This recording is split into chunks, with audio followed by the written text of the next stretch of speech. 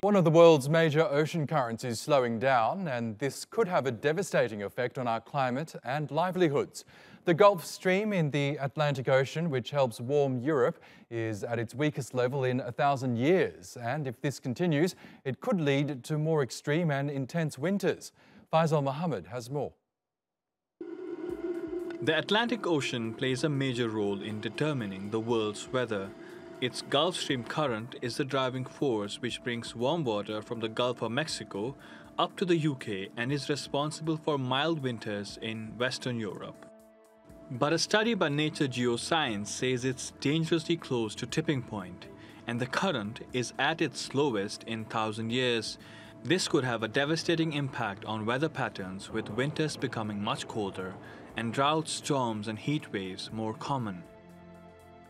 The rise in temperatures is also leading to an increase in ice melting in Greenland, where large volumes of cold water are entering the ocean, disrupting the Gulf's flow.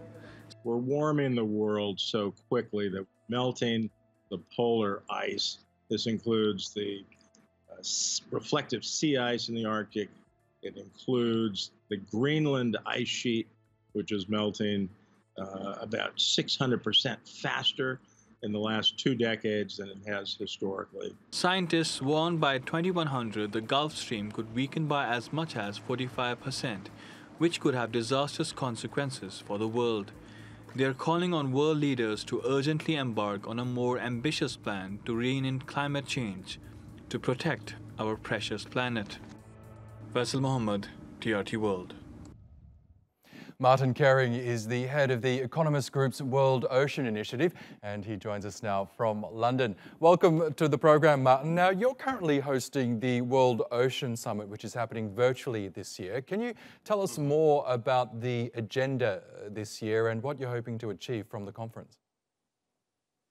Yes, thanks for having me. So the World Ocean Summit Virtual Week, this year is the 8th year that we are doing the summit. Of course, I mean, as one of your reports also highlighted, we are virtual this year. I mean, in the past years, we have been in Indonesia, in Mexico, Abu Dhabi. We wanted to be in Tokyo last year, and this year we wanted to be in Lisbon, but obviously everything is virtual. But we have put on a very, very engaging agenda. I mean, we have 6 action-oriented industry tracks. So we are looking at all kinds of issues. I mean, climate change, as you mentioned in your report, is an important topic. Of course, it's one of the cross-cutting issues alongside with finance, innovation, governance. But we also have 6 action-oriented industry tracks looking at aquaculture, for example, fisheries, energy, plastics, shipping, and tourism. Because what we want to say is that, of course, there is the impact of climate change on the ocean, but there's also something we can do, bringing policymakers, economists, business leaders, civil society, and citizens together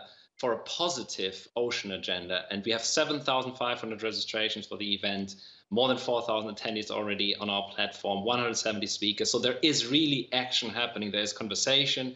We really want to have an impact here, a positive impact that can show that the ocean economy can help to solve many problems, including helping to solve climate change. For the purposes of this program, can you explain to us how valuable are the world's oceans from an economic perspective, the so-called blue economy as it's been described?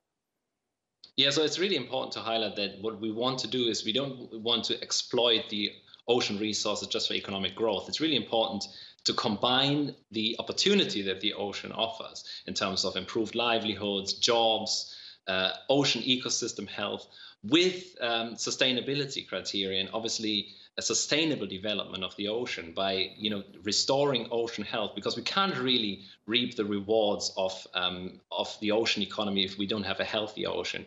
And the ocean has produced incredible economic gains over centuries really for humankind and nature.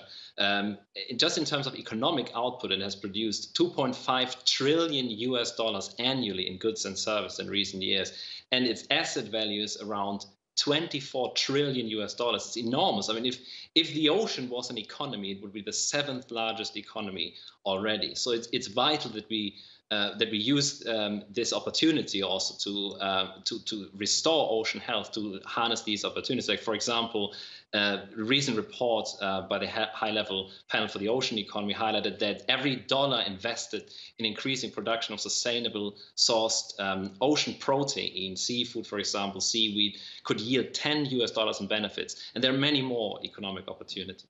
Now, as you mentioned, there are so many headwinds that are currently facing the world's oceans, from rising sea levels to slowing currents, as we heard in that story, to the threat to biodiversity in those waters. Where do you even begin to address those problems, to not only stop them, but to reverse the damage that's been done? Yeah, that's definitely right. I mean, there's so many challenges. I mean, 1/3, for example, of wild fisheries are overfished. Shipping, for example, contributes, or like maritime transport contributes 2.5% of global greenhouse gas emissions. Then we have the plastic pollution issue. By 2050, if we don't get plastic pollution under control, the tonnage of all the plastic in the ocean could be bigger than the fish in the ocean. And the climate issue we already highlighted, with global average temperatures last year, even though we have the pandemic, tied for the hottest on record. So we have all these challenges, but we have all these opportunities as well. Like, for example, in seafood, I mean, we have sustainable aquaculture really coming to the fore. I mean, the recent reports have highlighted that 2/3 of animal protein needed to feed the future global population could come from the ocean. And aquaculture is a huge opportunity, particularly if there's sustainable feed as well. And then in shipping, we have all these opportunities to come up with low carbon alternative fuels to make shipping more carbon efficient, fuel efficient. And plastic pollution, we already have a lot of solutions in terms of circular economy solutions, looking at better collection, processing of plastic. So there are all these solutions, and we're discussing these at our event. And you can go to ocean.economist.com to find out more about the event and also the solutions to all the crises that we have. But really a positive message that we are telling, that the ocean can provide lots of opportunities to solve the world's problems. Okay, Martin Koehring, we will have to leave it there, but thank you so much for joining us, and best of luck with the rest of the summit this week.